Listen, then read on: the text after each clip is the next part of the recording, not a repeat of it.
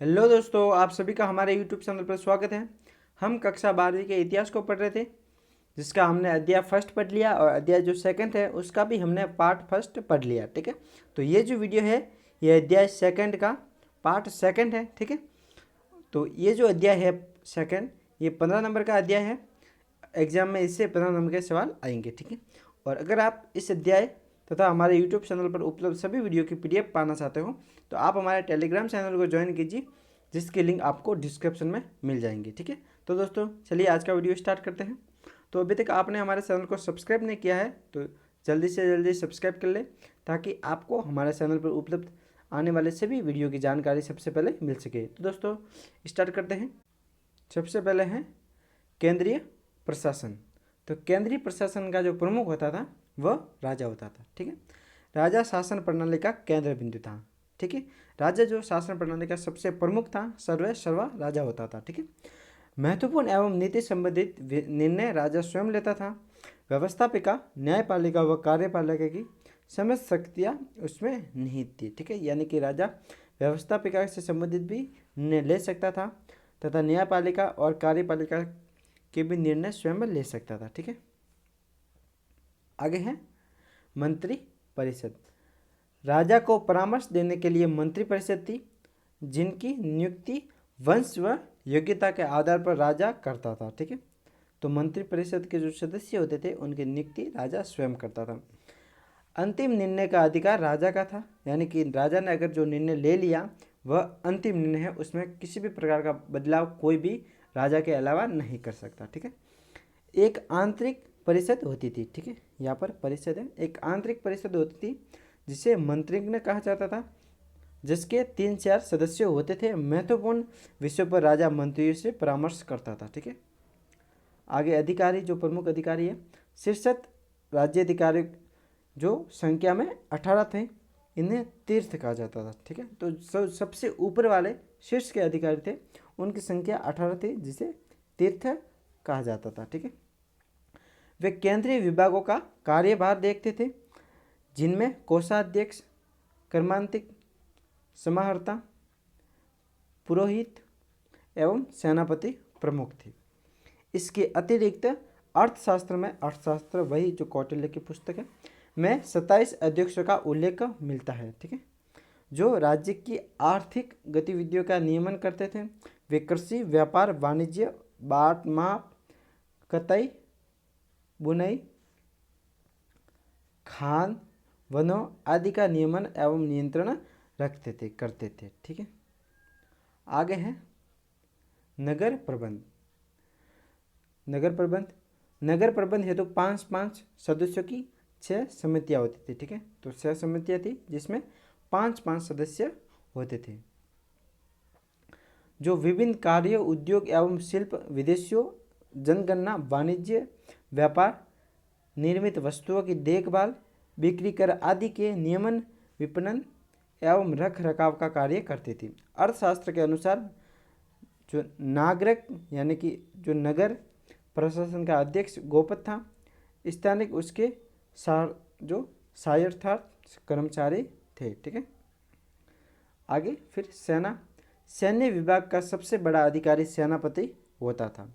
सेना की 6 शाखाएं थी, जो क्रमशः पैदल, अश्व, हाथी, रथ, यातायात एवं नौसेना थी। ठीक है, जो पैदल चलती है, और अश्व घोड़े पर सवार, हाथी पर सवार, रथ पर सवार, और यातायात एवं नौसेना थी। ठीक है, मैं विभिन्न नौसेना में विभक्त थी। 5-5 सदस्यों की समिति इसकी देख रेख करती थी। ये जो 5-5 सदस्य की समितियाँ थी, इसमें से एक समिति सेना की देख रेख करती थी। जबकि कौटिल्य अर्थशास्त्र में चतुरंग बल, ठीक है, को सेना का मुख्य अंग बताता है। अर्थशास्त्र में जो चतुरंग बल है को सेना का मुख्य अंग बताता था।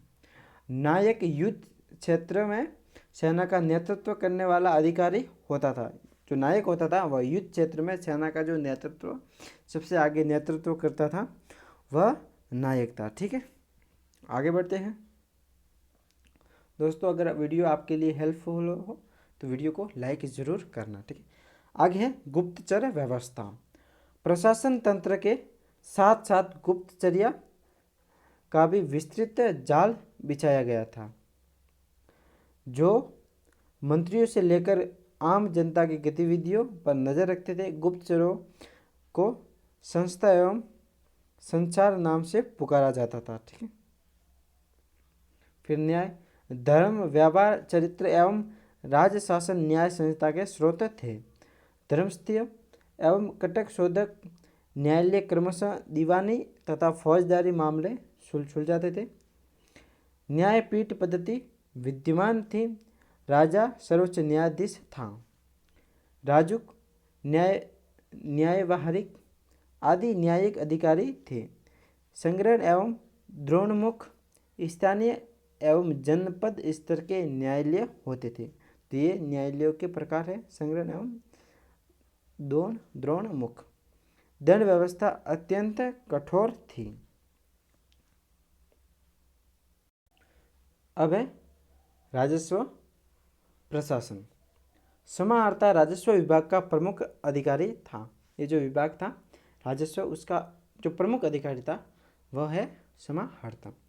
दुर्ग, राष्ट्र, वज्र, सेतु, वन, खाने, आयात निर्यात आदि राजस्व प्राप्ति के मुख्य स्रोत थे। जो सन्निधाता राजकीय कोष का मुख्य अधिकारी होता था। आगे है जनोपयोगी कार्य। मौर्य साम्राज्य में जो जनोपयोगी सेवाओं में सिंचाई, सड़क, सराय, चिकित्सा आदि को महत्व दिया गया, जिसकी व्यवस्था प्रशासनिक अधिकारी करते थे। फिर है प्रांतीय शासक। साम्राज्य 4 प्रांतों में विभक्त था। ठीक है, जिसका प्रशासन राजकुमार होता था, जो मंत्रिपरिषद एवं अमात्यों के माध्यम से शासन संचालित करता था। 4 प्रमुख प्रांत थे: उत्तरापथ, दक्षिणापथ, अवंतीपथ एवं मध्य प्रांत। धर्म महामात्र था। आगे बढ़े, ठीक करते हैं। धर्म महामात्र था। अमात्य प्रांतीय अधिकारी थे, जो धर्म एवं अन्य कार्य देखते थे। प्रांतों को आहार या विषय में बांटा गया, जो विषयपति के अधीन होते थे। ठीक है। फिर है जनपद एवं ग्रामीण। जनपद स्तर पर प्रदेश राजुक व युक्त नाम अधिकारी थे। ठीक है, तो इन नामों के अधिकारी थे जो भूमि, न्याय व लेखों संबंधित दायित्व वहन करते थे। ग्रामीण स्तरीय अधिकारी था। गोप व स्थानिक जनपद व गांवों के बीच मध्यस्थता का कार्य करते थे। इस प्रकार मौर्यकालीन प्रशासन एक केंद्रीकृत व्यवस्था थी। जनमत का प्रतिनिधित्व करने वाली संस्थाएं प्राय नगण्य थी। गुप्तचर सार्वजनिक एवं व्यक्तिगत मामलों में हस्तक्षेप करते थे। नौकरशाही को विस्तृत जो नौकरशाही थे उनको विस्तृत अधिकार प्राप्त थे। ठीक है। आगे है अशोक के प्रशासनिक सुधार, यानी कि जो अशोक ने किस प्रकार के प्रशासन को अपनाया और जो प्रशासन में किस प्रकार के सुधार की। ठीक है, तो पढ़ते हैं। अशोक ने चंद्रगुप्त मौर्य की प्रशासनिक व्यवस्था का अनुसरण किया, यद्यपि उसने अपनी नीतियों एवं उद्देश्यों के क्रियान्वयन की दृष्टि से कुछ महत्वपूर्ण परिवर्तन एवं सुधार भी किए। अशोक ने प्रजा को अपनी संतान बताया एवं राजा के कर्तव्य के रूप में सर्वलोकहित और पराक्रम को रखा, जिसका उल्लेख उसके चौथे स्तंभ लेख एवं कलिंग पृथक लेख में मिलता है। जो कलिंग का लेख है उसमें मिलता है। राजुक युक्त एवं प्रादेशिक आदि अधिकारियों की नियुक्ति की, जो न्याय, भूमि व लेखा संबंधित थे। 13वें वर्ष में अशोक ने धम्म महामात्र पद का सृजन किया, जिनका कार्य विभिन्न संप्रदायों में सामंजस्य, अकारण दंडितों के अकारण दंडितों के परिवार को सहायता प्राप्त करना। अशोक ने ऐसी व्यवस्था की कि जिसमें हर समय हर जगह राजा के पास जनता के सुख दुख एवं समस्याओं की खबर पहुंच सके। ठीक है। इस हेतु अशोक ने प्रतिवेदकों की नियुक्ति की, जिसका उल्लेख छठवें अभिलेख जो छठा शिलालेख है उसमें मिलता है। न्यायिक व्यवस्था में एक रूपता लाने के लिए 26वें वर्ष में राजकों को न्याय संबंधी मामलों में स्वतंत्र अधिकार प्रदान किए, जिसका उल्लेख चौथे स्तंभ लेख में मिलता है। अशोक ने दंड विधान को उदार बनाया एवं अमानवीय यातनाओं को बंद किया। अभिषेक दिवस पर बंदियों को मुक्त किया, जिसका उल्लेख 5वें स्तंभ लेख में मिलता है। मृत्युदंड प्राप्त व्यक्तियों को 3 दिन का समय पश्चाताप हेतु दिया, जिसका उल्लेख 4वें स्तंभ लेख में मिलता है। अहिंसा परक सुधारों में अशोक ने युद्ध नीति को त्यागा तथा या तक संभव हो सके जीव हिंसा न करने की आज्ञा दी तथा समाजों पर प्रतिबंध लगाया। अशोक ने लोक कल्याणकारी राज्य की अवधारणा को जन्म दिया तथा प्राणी मात्र के कल्याण के लिए चिकित्सा, सड़क एवं कुएं, चिकित्सा, सड़कें एवं कुएं एवं वृक्षारोपण आदि कार्य पर बल दिया। ठीक है, यहाँ पर कुछ टाइपिंग मिस्टेक हुई है। ग्रामीण विकास में जो ग्रामीण विकास को प्राथमिकता दी, तो ग्रामीण विकास भी बहुत किया अशोक ने। ये है प्रयाग स्तंभ लेख और ये है अमरावती मूर्ति में अशोक। ठीक है, आगे है दंभ का आविष्कार करके राजा, प्रजा एवं नौकरशाही के लिए एक संविदा तैयार की, जिससे अंत संबंधों में प्रगाढ़ता आई। अशोक ने वैदेशिक नीति को समसामयिक बनाया। इस प्रकार अशोक ने पूर्व प्रचलित मौर्य प्रशासन को और अधिक दक्ष एवं सक्षम बनाया।